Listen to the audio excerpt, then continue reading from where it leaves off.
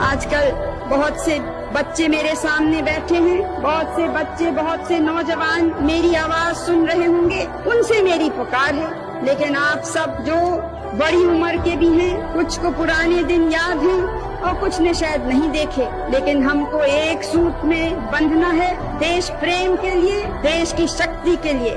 जो प्रांतीयता बढ़ रही है, जो राजनीतिक लाभ के लिए लोग धर्म का नाम लेते हैं या समाज का नाम लेते हैं या भाषा का नाम लेते हैं या जाति का नाम लेते हैं, वो देश की भलाई नहीं चाहते। कुछ लोग हैं वो समझते हैं कि केवल तोड़ फाड़ से ही कोई आगे बढ़ सकता है, क्योंकि उससे शायद नाम समाचार पत्र में आ जाता है, कुछ धूमधाम हो जाती है। लेकिन हमको धूमधाम चाहिए या हमको अपने देश को मजबूत बनाना है? हमको अपना नाम अखबार में लाना है या हमको अपने देश को चमकाना है?